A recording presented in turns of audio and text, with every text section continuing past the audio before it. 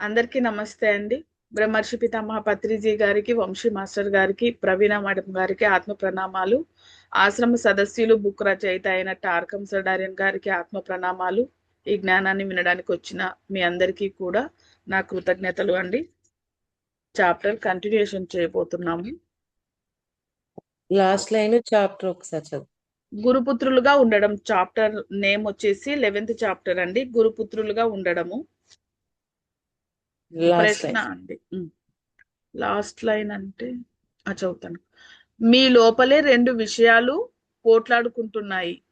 ఈ మాస్టర్ యొక్క సౌందర్యం పట్ల మీ ఆరాధనతో మీరు విజయం సాధించగలరు. మీ గురువో, భార్యో, భర్తో లేదా ఎవరైనా నాయకుడో వారిలో మీరు సౌందర్యాన్ని చూస్తే అది విజయం వైపు నడుస్తుంది. అది మీ పరిణామ ధోరణికి రుజువు తప్ప వేరేదేమీ కాదు. మళ్ళీ చదవాలైన అద్భుతంగా ఉంది మాస్టర్. ఈ లైన్ బాగా వినండి. మళ్ళీ మీ చదువు. లోపల రెండు విషయాలు పోట్లాడుకుంటూ ఉన్నాయి. ఈ మాస్టర్ యొక్క సౌందర్యం పట్ల మీ ఆరాధనతో మీరు విజయం సాధించగలరు. మీ గురువో, భార్యో, భర్తో లేదా ఎవరైనా నాయకుడో వారిలో మీరు సౌందర్యాన్ని చూస్తే అది విజయం వైపు నడుస్తుంది. అది మీ పరిణామ ధోరణికి రుజువు తప్ప వేరే ఏమీ కాదు. అంటే వాళ్ళ సౌందర్యాన్ని చూడడం అంటే అంటే ఎవరిలో అయినా సరే సౌందర్యాన్ని చూడడం మొదలు పెడితే మనలో పరిణామం తప్పకుండా వస్తుంది అని చెప్తున్నారు. అంటే ప్రతి ఒక్కరిలో సౌందర్యాన్ని చూడాల, అంటే ఆ దివ్యత్వాన్ని చూడగలగాల. మరొక ప్రశ్న. మరి ఆ మానవ దివ్యత్వాన్ని చూడడంతోనే పరిణామం వస్తుంది అంటే ఎంత తేలిక మార్గం ఒకసారి ఆలోచించండి. అది ఎంత తేలిక మార్గం, కానీ మనం చూడగలుగుతున్నామా లేదా అనేది ఎప్పటికప్పుడు మనల్ని మనం గమనించుకోవాలి. చూడగలిగినప్పుడు తేలిగ్గా వెళ్ళిపోతాం పరిణామంలోకి. మనం దానికోసమే కదా పోరాడుతున్నాం. మరి వాళ్ళలో దివ్యత్వాన్ని చూస్తూ మనం ముందుకెళ్ళిపోవచ్చు కదా. క్షమించండి అక్క, మనిషిని చూస్తే దివ్యత్వం కాకుండా వాళ్ళు తిట్టిన తిట్లు, వాళ్ళన్న మాటలు అవి ముందు రయ్యని గుర్తుకొస్తాయి అక్క. అదే అదే ఎన్ని దాటాల, అదే ఇవన్నీ లోపల దాకా ఇంకిస్తే అప్పుడు దాడతాం. మరొక ప్రశ్న అక్క. మానవ ఆలోచనలతో పోలిస్తే మాస్టర్ల ఆలోచనలు ఎలా ఉంటాయి? ఇది ప్రశ్న. మానవ ఆలోచనలతో పోలిస్తే మాస్టర్ల యొక్క ఆలోచనలు ఎలా ఉంటాయి? జవాబు: ఆలోచన అనేది సృజనాత్మక క్రమం. ఆలోచన ద్వారా మీరు ఏం సృష్టిస్తున్నారు? ఒక ప్రణాళికను రచించి ఆ అభిప్రాయాలను వాస్తవీకరిస్తున్నారు. అంతే కదా, ఆలోచనల ద్వారా ఒక ప్రణాళికను సృష్టించుకుంటున్నాం. ఆ సృష్టించుకున్న ప్రణాళికని వాస్తవంలోకి వచ్చేటట్టుగా చేసుకోవడం అనేది మనం చేస్తున్నాం. మీ ఆలోచన ద్వారా ఒక గొప్ప దేశాన్ని నిర్మిస్తున్నారు. కోట్లాది ఆలోచన ప్రవాహాలు కలిసి దేశం నిర్మించబడింది.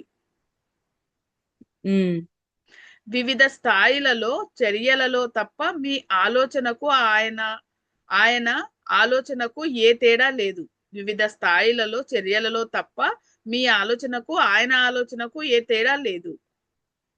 ఆయన ఆలోచన అంటే ఎవరిదే? మాస్టరు, సృష్టికర్త ఆలోచన. అంటే అందరి ఆలోచనలు కలిపితేనే కదా అన్నారు. అంటే ప్రతి ఒక్కరి ఆలోచన ఇంపార్టెంటే కదా. ఆయన ఆలోచనకు నీ ఆలోచనకు డిఫరెన్స్ ఏముంది? ఏమీ లేదు అని చెప్తున్నారు ఫస్ట్. మళ్ళా అక్కడ ఏదో చూపిస్తాడు ఆయన. మాస్టర్ యొక్క ఆలోచనలకు ఒక సాధారణ మానవుని ఆలోచనలకు మధ్య తేడా అంతా మాస్టర్ తన ఆలోచనలను, జీవిత లక్ష్యాన్ని వాస్తవీకరించడానికై ఒక ప్రణాళికను రూపొందించి సాధిస్తాడు. సాధారణ మానవునికి ఆ లక్ష్యం ఉండదు. మాది ఒక్క నిమిషం.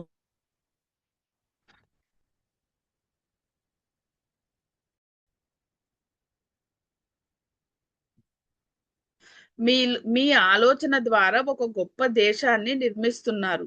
కోట్లాది ఆలోచన ప్రవాహాలు కలిసి దేశం నిర్మించబడుతుంది.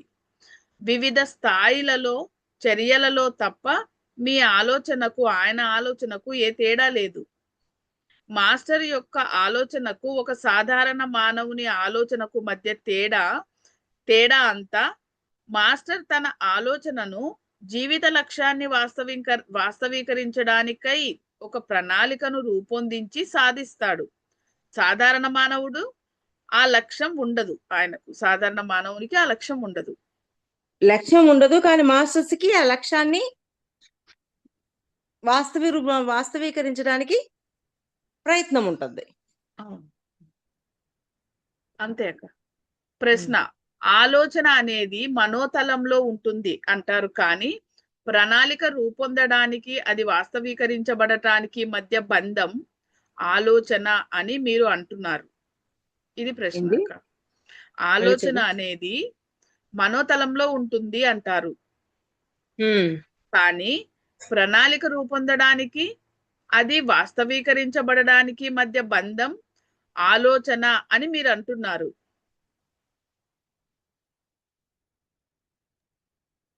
అంటే మనోతలంలో ఉంటది అన్నారు. తర్వాత ప్రణాళిక రూపొందడానికి వాస్తవీకరించబడడానికి మధ్య బంధము ఆలోచన అని మీరు అంటున్నారు కదా అని అంటున్నారు. ఓకే. ఆలోచన అనేది మనోతలంలో ఉంటుంది అంటారు, ఇక్కడ కూడా అంటున్నారు కదా అని అంటున్నారు కదక్క. జవాబు: వాస్తవీకరించడానికి ఆలోచనే కదా కారణం అన్నట్టు చెప్తున్నారు, మీరు అనుకుంటున్నారు కదా అని. జవాబు: కొన్ని భాషలలో ఆలోచన అంటే మెదడుతో ఆలోచించటం, కానీ మీ శరీరం ఆలోచిస్తుంది, మీ అనుభూతులు ఆలోచిస్తాయి, మీ మనస్సు ఆలోచిస్తుంది. విశ్వమానసం తమలోకి పంపిన సృజనాత్మకతను అవి అప్రయత్నంగానే వాస్తవీకరిస్తాయి. నిజమైన మొత్తం చదువులే. నిజమైన ఆలోచన మీరు మీ శరీరం నుంచి, మనస్సు నుంచి స్వతంత్రులై ఈ మాస్టర్ లేదా ఆత్మ యొక్క ప్రణాళిక మరియు అభిప్రాయాలు మరి దర్శనాలు వాస్తవీకరించడానికి అంకితమవుతూ ఉన్నప్పుడు వస్తుంది. ఈ క్రమంలో నెమ్మదిగా ఈ శరీరాల సహకారాన్ని పొందుతారు. ఇప్పుడు మళ్ళీ చదువుతానక్క. కొన్ని భాషలలో ఆలోచన అంటే మెదడుతో ఆలోచించటం, కానీ ఇక్కడేమో మీ శరీరం ఆలోచిస్తుంది, మీ అనుభూతులు ఆలోచిస్తున్నాయి, మనస్సు ఆలోచిస్తుంది అంటున్నారక్క. అంతే కదా, మనసులో ఉండే కూడా ఆలోచనలే కదా, అనుభూతుల్లో ఉండే కూడా ఆలోచనలే కదా. కేవలం మైండ్ ఒకటే ఆలోచిస్తుంది అని అంటున్నారు, కాదు ఇవన్నీ కూడా ఆలోచిస్తున్నాయి అనేది చెప్పటం అని. మీ మనసులో ఏమేమి ఆలోచనలు ఉన్నాయో నాకు అర్థం కావట్లేదు అని అంటారు. మీ భావాలలో ఏం ఆలోచిస్తున్నారు, ఏమి ఎలాగా తయారు చేయాలని అనుకుంటున్నారు మీ భావాలలో అని, మీ అనుభూతుల్లో అలా అవి కూడా ఆలోచనలే అని క్లారిటీ ఇస్తున్నారు. విశ్వమానసం తమలోకి పంపిన సృజనాత్మకతను అవి అప్రయత్నంగానే వాస్తవీకరిస్తాయి. విశ్వమానసంలోకి వచ్చినవి మాత్రం అప్రయత్నంగానే వాస్తవీకరించబడతాయి. నిజమైన ఆలోచన మీరు మీ శరీరం నుంచి, మనస్సు నుంచి స్వతంత్రులై ఈ మాస్టర్ లేదా ఆత్మ యొక్క ప్రణాళిక మరియు అభిప్రాయాలు మరి దర్శనాలను వాస్తవీకరించడానికి అంకితమవుతూ ఉన్నప్పుడు వస్తుంది. నిదానంగా చదివితేనే నాకు అసలు అర్థం కాల. నిజమైన ఆలోచన మీరు మీ శరీరం నుంచి, మనస్సు నుంచి స్వతంత్రులై ఈ మాస్టర్ లేదా ఆత్మ యొక్క ప్రణాళిక మరియు అభిప్రాయాలు మరి దర్శనాలు వాస్తవీకరించడానికి అంకితమవుతూ ఉన్నప్పుడు వస్తుంది.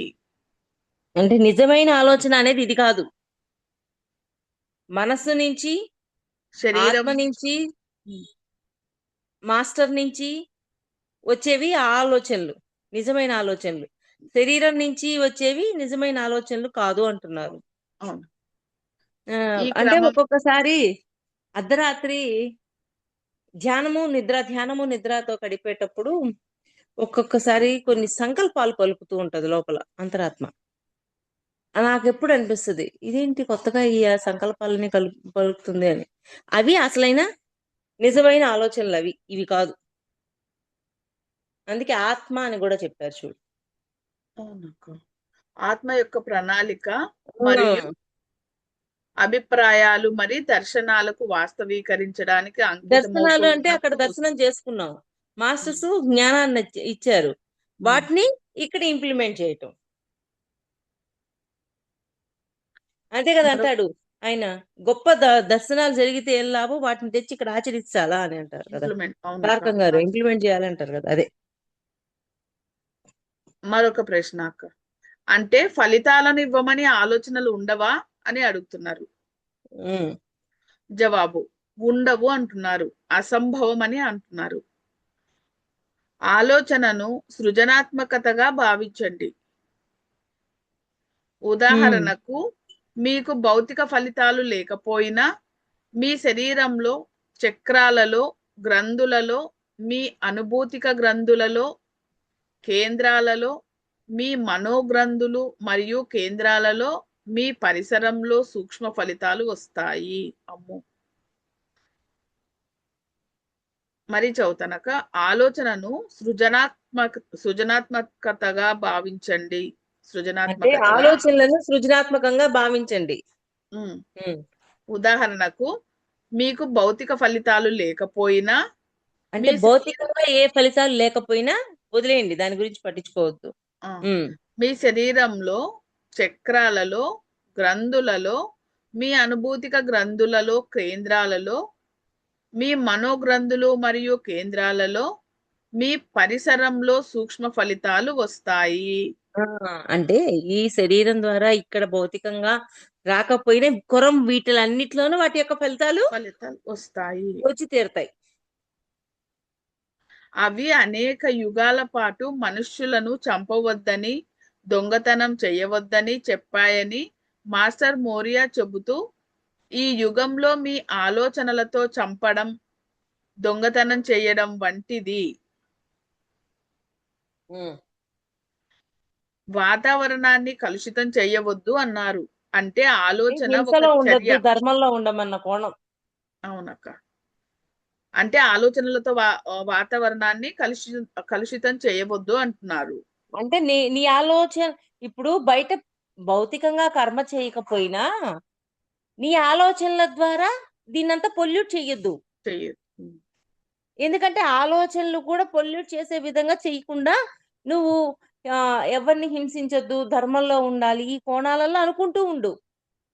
అది కూడా ఇంకా గొప్ప పనే. అది అంటే ఆలోచన ఒక చర్య. అది వివిధ తలాలపై వెంటనే ప్రభావం చూపిస్తుంది. ఉమ్. ఆలోచన యొక్క ప్రభావం చాలా ఫాస్ట్ గా ఉంటుంది భౌతికంలోకి, అంటే వాస్తవీకరించడానికి. మరొక ప్రశ్న. సిల్వర్ కార్డ్, వెండిపోగు తీగ అంటే ఏమిటి? జవాబు: వెండిపోగు తీగను రెండు విధాలుగా చెప్పవచ్చు. ఒకటి, ఉమ్. మీ ఆత్మ మీ శరీరంతో కలపడం. మరొకటి, ఉమ్. మీ మాస్టర్తోనూ, గురువుతోనూ, స్నేహితులతోనూ, భార్య లేదా భర్తతోనూ కలిపేదట. ఉహుం. రెండు రకాలుగా ఉన్నాయి వెండి పోగులు. ఒకటేమో ఆత్మ మీ శరీరంతో కలపడం, మరొకటి మీ మాస్టర్తోనూ, గురువుతోనూ, స్నేహితులతోనూ, భార్య లేదా భర్తతోనూ కలిపేది. ఓకే. ఉదాహరణకు, మీకు ఒక పవిత్ర క్రతువుతో వివాహం జరిగింది అనుకోండి. అప్పుడు ఉమ్. మీ ఇద్దరు మణిపూరక చక్రాల వద్ద ఒక తీగను నిర్మిస్తారు. అందుకే మీరు ఒకరికొకరు ప్రభావితం చేసుకుంటారు. అంటే క్రతువు జరిగినప్పుడు ఇద్దరి మణిపూరక చక్రంలో ఒక కనెక్టివిటీ ఏర్పడుతుంది. ఏర్పడుతుంది. అందుకే మీరు ఒకరినొకరు ప్రభావితం చేసుకుంటారు. ఉమ్. ఆ పైన మీకు గురువు తీగ మీ ప్రేమతో, గౌరవంతో, విద్యతో, అంకితత్వం గల సేవతో, ఆరాధనతో నిర్మించబడేది ఇది. గురువుతో ఉండే. తీగ. ఉమ్. గురువుతో ఉండే తీగ మీ ప్రేమతో, గౌరవంతో, విద్యతో, అంకితత్వం గల సేవతో ఆరాధనతో నిర్మించబడేది. ఉమ్. మీరు వంచనకు పాల్పడితే ఆ తీగ తెగి ఆ గాయం మీ ఉదరంలోకి శరీరంలోకి వెళ్ళి ప్రాణాంతక వ్యాధులను కలుగజేస్తుంది. ఓ ఏమా మళ్ళీ చదవాలి. మీరు గురువుతో ఉండే వంచన తీగ తెగినప్పుడు అంటే ఆ మీరు వ- గురువుతో ఆ కమ్యూనికేషన్ ఏంటి మళ్ళీ చదువు అది.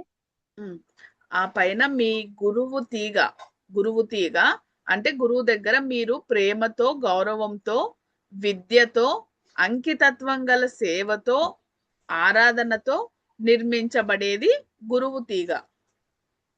మీరు వంచనను పాల్పడితే ఆ తీగ తెగి ఆ గాయం మీ ఉదరంలోకి శరీరంలోకి వెళ్లి ప్రాణాంతక వ్యాధులను కలుగజేస్తుంది. ఎంత డేంజర్ రా బాబు. అందుకే కదా మీ గురువు దగ్గర మీ గురువు యొక్క ఆరా, శరీరం, మనస్సు, ఆ ఆత్మ వీటన్నిటిలోకి చొచ్చుకుపోతాడు శిష్యుడు అని చెప్పాడు ముందు అవునక్క, తారకం గారు. అవును. ఆ ఇక్కడ అందుకే గురువు తోటి ఆ తీగ తెగిందా, తీగ తెగిందా అయిపోయింది మనం. మనకు పెద్ద పెద్ద రోగాలు వచ్చి పోతామంటక్క. అంటే అందుకే కదా గురువుని ఆ వ్యతిరేకించద్దు గురువు తోటి.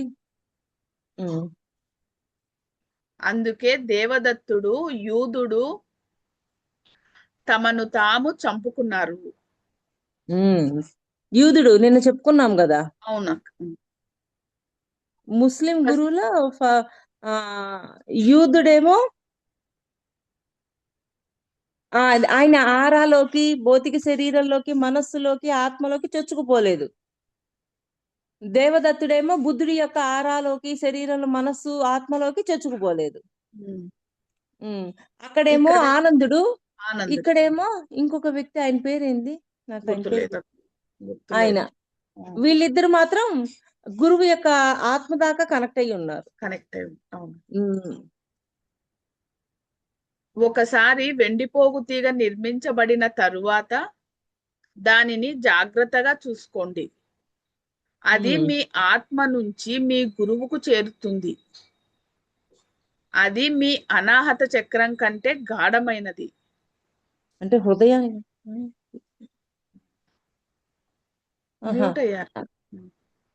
అది కలశం నుంచి కలశానికి, కలశం నుంచి ఆధ్యాత్మిక త్రయానికి నిర్మించబడుతుంది. ఇదంతా మతం కాదు, శాస్త్రీయ విజ్ఞానమే. సహజంగా జరిగేది అది, శాస్త్రీయంగా జరిగేది అది. అవును. మళ్ళీ చదువు 2 లైన్లు. ఒకసారి వెండిపోగు తీగ నిర్మించబడిన తరువాత దానిని జాగ్రత్తగా చూసుకోండి.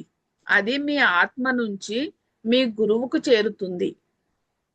అది మీ అనాహత చక్రం కంటే గాఢమైనది. అది కలశం నుంచి కలశానికి, కలశం నుంచి ఆధ్యాత్మిక త్రయానికి నిర్మించబడుతుంది. ఇదంతా మతం కాదు, శాస్త్రీయ విజ్ఞానమే. ఉమ్. అతను దైవ ప్రణాళికలోకి, ఇచ్చలోకి ప్రవేశిస్తాడు. ప్రకంపన సారూప్యత వల్ల ఇది సాధిస్తాడు. శిష్యుడు తన ఆలోచనలు, కోరికలలో స్వచ్ఛత సాధించి మాస్టర్తో విభేదించకుండా, సామూహిక విరుద్ధమైన ప్రకంపన లేకుండా ఉంటాడు. సామూహిక విరుద్ధమైన ప్రకంపన లేకుండా చూసుకుంటాడు. ఉంటాడు. మరొక ప్రశ్న, మూసివేయడం అంటే ఏమిటి? జవాబు అంటే ఆ బంధం ఆశ్రమ కార్యకలాపాలలో కలుగజేసుకోవడం వల్ల నిలిపివేయబడడం.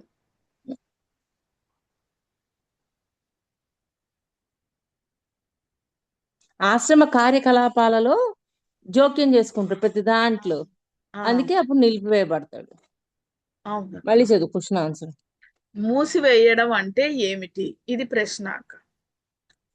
జవాబు వచ్చేసి అంటే ఆ బంధం ఆశ్రమ కార్యకలాపాలలో కలుగజేసుకోవడం వల్ల జరుగుతుంది, అంటే నిలిపివేయబడుతుంది.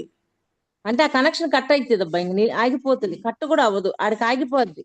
అంటే ఎందుకక్క? కార్యకలాపాల్లోకి జోక్యం చేసుకునే కొద్దీ ఆడ ఆగిపోద్ది. అక్కడ ఇప్పుడు ఆశ్రమంలో కొన్ని పనులు జరగాలి, ఆ పనులకి కొంతమంది నిర్దేశించుంటారు మాస్టర్స్. మరి ఆ పనిని జరగనీయకుండా మనం వేలెట్టి అక్కడ గందరగోళం చేస్తే అక్కడ పని ఆగిపోద్దా లేదా? అవునక్క. అప్పుడు అక్కడ ఆగిపోతుంది. వాళ్ళు అక్కడ ఆగిపోతారు, ఇంకా ముందుకు పోలేరు. కట్ అవ్వదు కానీ ఆగిపోతారు. మీరు ఆశ్రమాలకు వెళ్ళినప్పుడు కానీ, మీ మాస్టర్తో సమాచారం ఏర్పరచుకున్నప్పుడు కానీ, మాస్టర్ మిమ్మల్ని తరచుగా నిలిపివేస్తారు. ఉమ్. ఆయన మీ భౌతిక అనుభూతిక చర్యలను, మీ ఉద్దేశాలను, మనస్సును చూస్తాడు, భౌతిక ఆగమంటాడు. అనుభూతిక చర్యలని. ఉమ్. భ- భౌతిక అనుభూతిక చర్యలను, మీ ఉద్దేశాలను, మనస్సును చూస్తాడు, ఆగమంటాడు. అందుకని. ఆయన మిమ్మల్ని ఆపిన ప్రతిసారి మీరు ఒక పెద్ద కుదుపుకి గురి అవుతారు. ఉమ్. శక్తి ప్రవాహం ఆపివేయబడినప్పుడు మీరు వినాశకర కుదుపుకు లోనవుతారు. అక్కడ శక్తి ప్రవాహం ఆగిపోయింది కదా, వినాశకర కుదుపుకి ఎందుకు వస్తారు? నన్ను ఎందుకు ఆపేశారు, వీళ్ళేంది ఇట్టున్నారు, మన ఇంకా లోపల లేస్తా ఉంటాయి అన్ని. ఒక షేక్ వచ్చినట్టు అయిపోద్ది వాళ్ళ పరిస్థితి. అది. అవును. ప్రశ్న: శిష్యుడిని మాస్టరే మూసివేస్తాడా? జవాబు: అవును, మాస్టర్ ఆ పని చేస్తాడు. శిష్యుడు తన అవివేకం, వ్యామోహం, భ్రమలు, కోరికలతో నడపబడి తనకు ఇష్టం వచ్చిన విధంగా ప్రవర్తిస్తాడు. ఏందమ్మా మళ్ళీ చదువు. అవును, మాస్టర్ ఆ పని చేస్తాడు. శిష్యుడు తన అవివేకం, వ్యామోహం, భ్రమలు, కోరికలతో నడపబడి తమ ఇష్టం వచ్చిన విధంగా ప్రవర్తిస్తాడు. అతని కళ్ళు మూసుకుపోతాయి. అతని నుంచి వచ్చే ప్రకంపనలను గమనించి మాస్టరు మూసేస్తాడు. అది అతని నుంచి వచ్చే ప్రకంపనలు బట్టి మాస్టర్ మూసేస్తాడనమాట. మనం ఇన్ని విషయాలు మాట్లాడుకునేటప్పుడు మనం మార్మికతను గురించి మాట్లాడుకున్నాం అనుకుంటారు. కానీ కాదు, మనం శక్తి రేఖలతో కలపబడి ఉన్నామని దివ్య దృష్టిలో కనబడుతుంది. అంటే మార్మికంగా ఏదో కలిపింది అని అనుకుంటున్నారు, కానీ శక్తి రేఖలతో కలపబడి ఉన్నామని దివ్య దృష్టిలో కనబడుతుంది. అంటే ఇక్కడ కాదు, దివ్య దృష్టితో చూసినప్పుడు ఆ శక్తి రేఖలతో మనం కలిసాము అనేది అర్థమవుతూ ఉంటుంది. మనం చూడగలిగితే కొంతమంది ఎక్కువ రేఖలను, మరికొందరు తక్కువ రేఖలను చూస్తాము. శక్తి రేఖలు కలపబడి ఉంటాయి అన్నది శాస్త్రీయమైన విషయం. అయితే ఒక భాగం ఎరుకలో ఉండి మరొక భాగం ఎరుకలో లేకపోతే ఒకరు ఆ హెచ్చు తగ్గులు నమోదు చేయగలుగుతున్నారని, మరొకరు చెయ్యలేకపోతున్నారని అర్థం. మళ్ళీ చదవలేను. మనం చూడగలిగితే కొంతమంది ఎక్కువ రేఖలను మరి కొంతమంది ఏమో తక్కువ రేఖలను చూస్తారట మేడం. శక్తి రేఖలు కలుపబడి ఉంటాయి అన్నది శాస్త్రీయమైన విషయం. అయితే ఒక భాగము ఎరుకతో ఉండి మరొక భాగం ఎరుకతో లేకపోతే ఒకరు ఆ హెచ్చు తగ్గులు నమోదు చేయగలుగుతున్నారు, మరొకరు చేయలేకపోతున్నారు అని అర్థం. ఓకే, అంటే ఒక భాగము ఆ హెచ్చు తగ్గులు నమోదు చేసే వాళ్ళు ఉంటారు, హెచ్చు తగ్గులు నమోదు చేయని వాళ్ళు ఉంటారు. ఆ హెచ్చు తగ్గులు మాస్టర్ను వక్రీకరిస్తే ఆయన ఆపేస్తాడు. అంతే కదా, వక్రీకరిస్తే ఆపేయడా ఆయన అయితే మాస్టర్? అవును మేడం. దానితో శిష్యులు పెద్ద కుదుపుకు గురై అతని జీవితంలో సన్నితత్వాన్ని కోల్పోతారు. సున్నితత్వాన్ని సున్నితత్వాన్ని కోల్పోతారు. కొంచెం మరొక ప్రశ్న మేడం. మూసివేయబడటం జరిగిన ఇప్పటిదాకా చదివిన ఎన్ని క్వశ్చన్స్ చదివావు ఇప్పుడు? 2. రెండేనా నువ్వు చదివింది స్టార్ట్ చేసిన కాడి నుంచి? ఇప్పుడు రెండో క్వశ్చన్ ఆన్సర్ ఒక్కసారి చదవా మాది.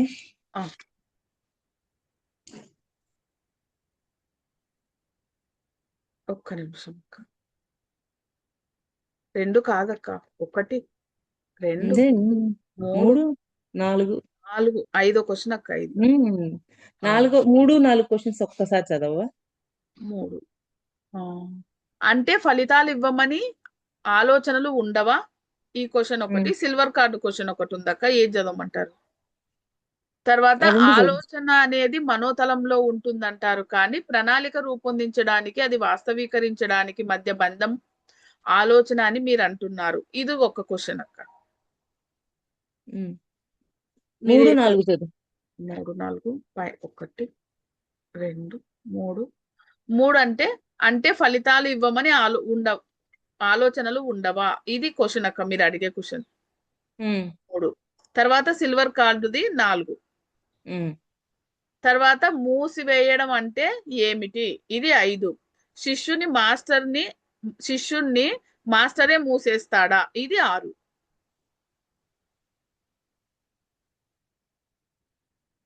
3, 4 చదువు మాధవి. సరే అక్క. 1, 2, 3. అంటే ఫలితాలను ఇవ్వమని ఆలోచనలు ఉండవా? ఉండవు. అసంభవం. ఆలోచనను సృజనాత్మకతగా భావించండి అంటున్నారు. ఉదాహరణకు, మీకు భౌతిక ఫలితాలు లేకపోయినా మీ శరీరంలో చక్రాలలో, గ్రంథులలో, అనుభూతిక గ్రంథులలో, కేంద్రాలలో, మీ మనోగ్రంథులు మరియు కేంద్రాలలో, మీ పరిసరంలో సూక్ష్మ ఫలితాలు వస్తాయి. అవి అనేక యుగాల పాటు మనుషులను చంపవద్దని, దొంగతనం చెయ్యవద్దని చెప్పాయని మాస్టర్ మోరియా చెబుతూ, ఈ యుగంలో మీ ఆలోచనలతో చంపడం, దొంగతనం చేయడం వంటిది అంటున్నారు. వాతావరణ చంపవద్దు, దొంగతనం చెయ్యవద్దు అని చెప్పారు ఆయన. అవునక్క. అంతేనా? అంతే అక్క. మరి ఒకసారి చదువుతాక. మీ అనుభూతిక గ్రంథులలో, కేంద్రాలలో, మీ మనోగ్రంథులు మరియు కేంద్రాలలో, మీ పరిసరంలో సూక్ష్మ ఫలితాలు వస్తాయి అని అన్నారు. అవి అనేక యుగాల పాటు మనుష్యులను చంపవద్దని, దొంగతనం చెయ్యవద్దని చెప్పాయని మాస్టర్ మోరియా చెబుతూ, ఈ యుగంలో మీ ఆలోచనలతో చంపడం, దొంగతనం చేయడం వంటివి అని అంటున్నారు. అదే నాకు అర్థం కాక ఇందాక. అవునక్క. మళ్ళీ ఇంకొకసారి చదువుతానక్క. అంటే ఫలితాలు ఇవ్వని ఆలోచనలు కూడా, ఫలితాలు ఇవ్వని ఆలోచనలు ఉంటాయా? ఇది క్వశ్చన్ అక్క. ఫలితాలు ఇవ్వని ఆలోచనలు ఉండవా? ఇప్పుడు జవాబు అక్కడ అప్పుడు ఇవ్వవా అంటే ఇవ్వవు అంటున్నారు ఈయన. అసంభవము, అలాంటివేమీ ఉండవు అంటున్నారు. ఆలోచనను సృజనాత్మకతగా భావించండి. అంటే ఏది ఆలోచనలైనా ఫలితాలని ఇచ్చేవి కొన్ని, ఇవ్వనివి కొన్ని ఉంటాయా అని క్వశ్చన్. కొన్ని ఆలోచనలు ఫలితాలను ఇవ్వవా అని అడుగుతున్నారు. అవును. ఫలితం ఇవ్వని ఆలోచనలు కూడా ఉండవా అంటున్నారు. ఉంటాయా అని కదే. కాదు, ఉండవా అని. ఫలితాలను ఇవ్వని ఆలోచనలు ఉండవా? ఉంటాయా? కాదు, ఉండవా. అప్పుడు ఉండవు అన్నారు. అసంభవం అన్నారు. ఆలోచనను సృజనాత్మకతగా భావించండి. ఓకే. ఉదాహరణకు, మీకు భౌతిక ఫలితాలు లేకపోయినా మీ శరీరంలో చక్రాలలో, గ్రంథులలో, అనుభూతిక గ్రంథులలో, కేంద్రాలలో, మీ మనోగ్రంథులు మరియు కేంద్రాలలో, మీ పరిసరంలో సూక్ష్మ ఫలితాలు వస్తాయి. ఓకే. ఓకే. ఇందాక అనుకున్నట్టు భౌతిక తలంలో లేకపోవచ్చు, కానీ వీటన్నింటిలోనూ వస్తాయి ఫలితాలు. ఆలోచనల యొక్క ఫలితాలు తప్పకుండా వస్తాయి. ఫలితాలు అంటే ఆలోచనల యొక్క ఫలితాలు లేనివంటూ ఏవి ఉండవు, అన్ని ఉంటాయి. ఒకవేళ భౌతికంలో లేకపోయినా మిగిలిన వాటిల్లో ఉంటాయి అని క్లారిటీ ఇచ్చారు. అవునక్క. తర్వాత అవి అనేక యుగాల పాటు మనుషులను, అంటే అవి ఆలోచనలు అనేక యుగాల పాటు లోపల ఉండిపోయినాయి కదా, మనస్సులో చక్రాలు వీటన్నిటిలో ఉండిపోయినాయి. అవి ఎక్కడికి పోతే లోపల ఉండిపోయినాయి కదా, అందుకని కొన్ని యుగాల పాటు అని చెప్తున్నారు. యుగాల పాటు మనుషులను చంపొద్దని, దొంగతనం చెయ్యొద్దని చెప్పాయని మాస్టర్ మోరియా చెబుతున్నారు అక్క. తర్వాత ఈ యుగంలో మీ ఆలోచనలతో చంపడం దొంగతనం చేయడం వంటిది అంటున్నారు. అసలు ఈ లైన్ ఇక్కడ ఎందుకు వచ్చిందో తెలియడం ఆ లేదు. 2 లైన్లే చదువు, ఇంకేం చదవకు. ఆ 2 లైన్లే చదువు. అవి అనేక యుగాల పాటు మనుషులను చంపవద్దని, దొంగతనం చెయ్యవద్దని చెప్పాయని మాస్టర్ మోరియా చెబుతూ, ఈ యుగంలో మీ ఆలోచనలతో చంపడం దొంగతనం చేయడం వంటిది. ఇది పెద్ద క్వశ్చన్ మార్క్. ఈడ ఏదో లైన్ మిస్ అయిందో, ఏదో వర్డ్ మిస్ అయినట్టుంది అక్క. ఏదో వద్దు అన్నారు. ఉమ్, వాతావరణాన్ని కలుషితం చెయ్యొద్దు అన్నారు. అంటే ఆలోచన ఒక చర్య, అది వివిధ తలాలపై వెంటనే ప్రభావం చూపిస్తుంది. అంతే. అంటే ఆలోచనలు, మీరు చేసే ఆలోచనలు కూడా వివిధ తలాలపై ప్రభావాన్ని చూపిస్తూ ఉంటాయి, కాబట్టి జాగ్రత్త అంటున్నారు ఆయన. అవును. తర్వాత సిల్వర్ కార్డు వెండి పోగు తీగ అంటే ఏమిటి? వెండి పోగు తీగను 2 విధాలుగా చెప్పవచ్చు. ఒకటి, మీ ఆత్మ శరీరంతో కలపడం. ఉమ్, మరొకటి, మీ మాస్టర్ తోనూ, గురువుతోనూ, స్నేహితులతోనూ, భార్య లేదా భర్తతోనూ కలిపేది. ఉమ్, ఉదాహరణకు, మీకు ఒక పవిత్ర క్రతువుతో కాదు, పవిత్ర క్రతువుతోనే అవునక్క, క్రతువుతో వివాహం జరిగింది అనుకోండి. అప్పుడు మీ ఇద్దరి మణిపూరక చక్రాల వద్ద ఒక తీగను నిర్మిస్తారు. అందుకే మీరు ఒకరినొకరు ప్రభావితం చేసుకుంటారు. ఒకరి తీగని అట్లా నిర్మిస్తారు. అందువల్లే ఒకరికి ఒకరు అంటే అంటుంటారు కదా, ఏదో బంధం మనల్ని కలుపుతూనే ఉంటది అని ఒక మాట అంటుంటాం సహజంగా. అవును. అదే ఇది ఆ తీగ. ఆ పైన మీకు గురువు తీగ, మీకు గురువు తీగ అంటే మీ ప్రేమతో, గౌరవంతో, విద్యతో, అంకితత్వం గల సేవతో, ఆరాధనతో నిర్మించబడేది అది. గురువు తీగ. ఉమ్. మీరు వంచనకు పాల్పడితే ఆ తీగ తెగి, ఆ గాయం మీ ఉదరంలోకి, శరీరంలోకి వెళ్ళి ప్రాణాంతక వ్యాధులను కలుగజేస్తుంది. అందుకే దేవదత్తుడు, యూదుడు తమను తాము చంపుకున్నారు. అంతే. అంటే ఒకసారి గురువు పట్ల ప్రేమ, గౌరవం ఇవన్నీ ఏమీ లేవు కాబట్టి వాళ్ళ మధ్య కనెక్షన్ కట్ అయిపోయింది. ఒకసారి వెండిపోగు తీగ నిర్మించబడిన తరువాత దానిని జాగ్రత్తగా చూసుకోండి. అది మీ ఆత్మ నుంచి మీ గురువుకు చేరుతుంది. అది మీ అనాహత చక్రం కంటే గాఢమైనది. అది కలశం నుంచి కలశానికి, కలశం నుంచి ఆధ్యాత్మిక త్రయానికి నిర్మించబడుతుంది. ఇదంతా మతం కాదు, శాస్త్రీయ విజ్ఞానమే. ఇవన్నీ నిర్మించబడతాయి, శాస్త్రీయంగానే జరుగుతాయి అని చెప్తున్నారు. అతను దైవ ప్రణాళికలోకి, ఇచ్చలోకి ప్రవేశిస్తాడు.